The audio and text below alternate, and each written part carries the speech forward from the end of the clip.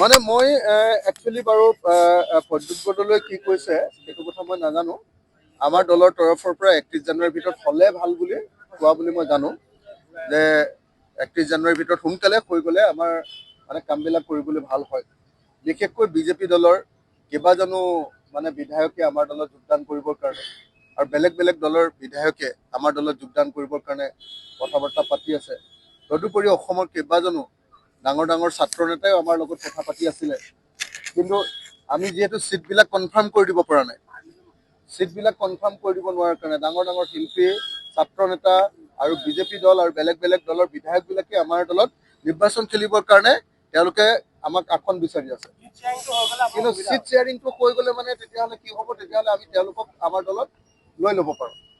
অহা 17 জানুৱাৰী তাৰিখৰ দিনা এজন MLA আমাৰ দলত যোগদান কৰিব। আকৌ 17 ফেব্ৰুৱাৰী আকৌ 18 ফেব্ৰুৱাৰী তাৰিখৰ দিনাও আকৌ আৰু এজনে আমাৰ দলত যোগদান কৰিব। এতিয়া এই মই সেইটো কথা এতিয়া নকওঁ। আৰু চিটিং MLA বৰ্তমান থকা চিটিং MLA দুজনে, এজনে 17 তাৰিখে আমাৰ দলত যোগদান কৰিব, 18 তাৰিখে এজনে যোগদান কৰিব। এতিয়া এই যে যোগদান কৰিব, আমি যদি চিটটো কনফাৰ্ম কৰি নিদিওঁ MLA বিলাকে কিয় আমাৰ দলত যোগদান কৰিব? তেওঁলোক চিটিং MLA ন। এতিয়া দেৰি হৈ থকাৰ কাৰণে আমাৰ কাৰণে বিৰাট অসুবিধা হৈছে। আমিতো ইলেকশ্যন উঠিম আমি জিকিবৰ কাৰণে।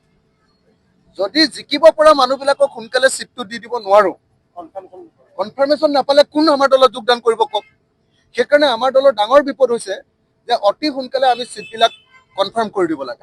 আৰু যিহেতু আমি একেলগতে যিহেতু নিৰ্বাচন খেলিম, গতিকে চিটবিলাক সোনকালে কনফাৰ্ম কৰিবলৈ হ'লে আমি অকলে কনফাৰ্ম কৰিব নোৱাৰোঁ। আমি কনফাৰ্ম কৰি দিম, পিছত আকৌ কংগ্ৰেছে ক'ব যে সেইটো আমি নিদিওঁ। গতিকে কংগ্ৰেছৰ লগত আমি এটা বুজাবুজিলৈ আহিব খুজিছোঁ যে 31 মাৰ্চৰ ভিতৰত যদি হৈ যায় খুব ভাল হয়। মই আপোনালোকক একদম 31 জানুৱাৰীৰ ভিতৰত যদি হৈ যায় তেতিয়াহ'লে খুব ভাল হয়। নহ'লে সময়টো সঁচাকৈ কম হৈছে, দেৰি হৈ যাব। 31 জানুৱাৰীৰ ভিতৰত হৈ গ'লে আপোনালোকে মই বাক্যটো যেনেকৈ কৈছোঁ তেনেকৈ খালি ক'ব, এইটো চৰ্ত বুলি কৈ নিদিবগৈ। 31 জানুৱাৰীৰ ভিতৰত যদি হৈ যায় খুব ভাল হয়। আৰু সেইকাৰণে আমি চেষ্টা কৰি আছোঁ যে 31 জানুৱাৰীৰ ভিতৰত আমাৰ বুজাপৰাটো হৈ যাওক। 31 জানুৱাৰীৰ ভিতৰত বুজাপৰাটো হৈ গ'লে আমি তেতিয়াহ'লে নতুন মানুহক, ডাঙৰ ডাঙৰ ফেক্টৰ কিছুমানক আমাৰ দলত আমি যোগদান কৰাব পাৰোঁ আৰু নিৰ্বাচনটো এটা সঁচাকৈ এটা ভাল যুঁজলৈ পৰিণত কৰি দিব পাৰোঁ আৰু আমি বিৰোধী পক্ষত জিকাটো নিশ্চিত কৰি দিব পাৰোঁ। মই চিচিবৰ গাঁৱত আমি ৰাইজৰ দল কিমান পপুলাৰ দেখুৱাই দিম। আপুনি মোৰ লগত একবাৰ মৰিয়নি বিধানসভা সমষ্টিলৈ ওলাব।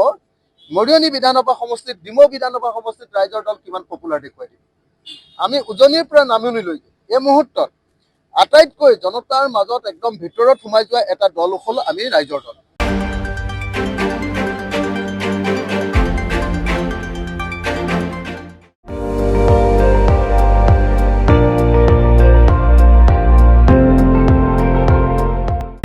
আপুনি চাই আছে ND24, সৰ্বশ্ৰেষ্ঠ নহয় সৰ্বোত্তমৰ দৌৰ।